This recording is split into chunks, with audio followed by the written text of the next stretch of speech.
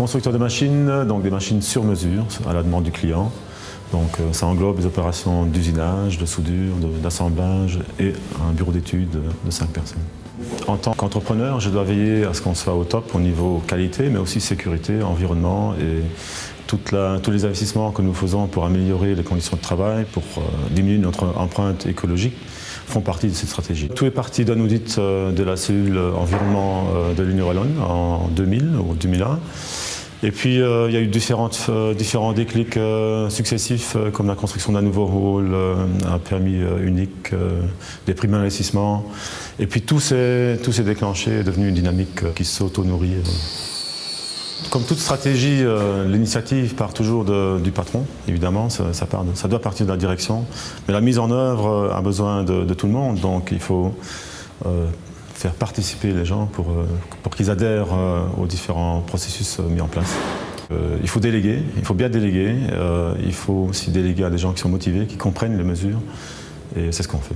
C'est lié à la responsabilité d'entrepreneur et à la vision que chaque entrepreneur a pour son entreprise, pour son métier, et aussi par rapport au monde extérieur, donc il faut être cohérent.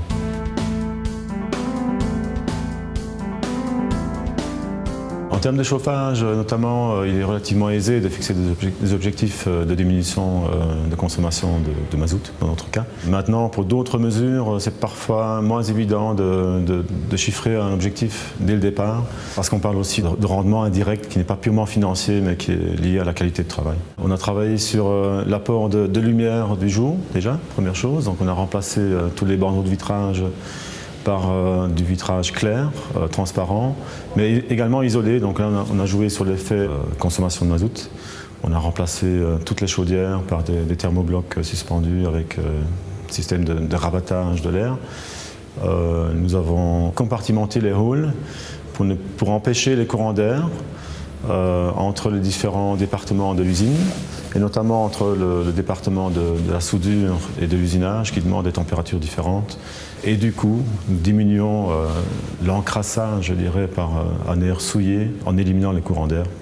Et aussi dans les portes sectionnelles qui donnent vers l'extérieur, où là, nous avons intégré des petites portes à hauteur d'homme pour permettre un passage intérieur-extérieur rapide et sans déperdition calorifique trop importante.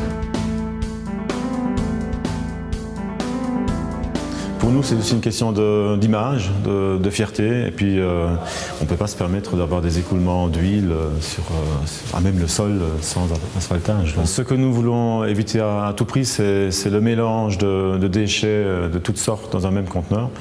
Donc ici, nous trions la ferraille de tous les types, toutes les matières que nous travaillons, mais nous trions également le carton, le papier, le plastique, les bouteilles, ce genre de choses.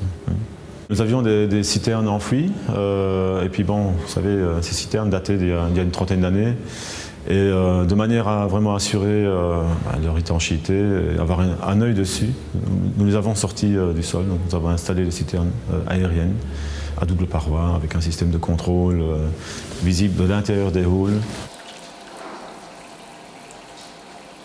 Je pense que ça fait partie de la motivation de tous les jours de venir travailler chez Cardugo. Ce sont des conditions de travail agréables et puis un certain sens de responsabilité. On doit être exemplaire dans notre méthode de gestion. Ça fait partie intégrante de l'entreprise et aussi de la motivation du personnel, je veux dire, à poursuivre dans cette direction. C'est un chemin de non-retour.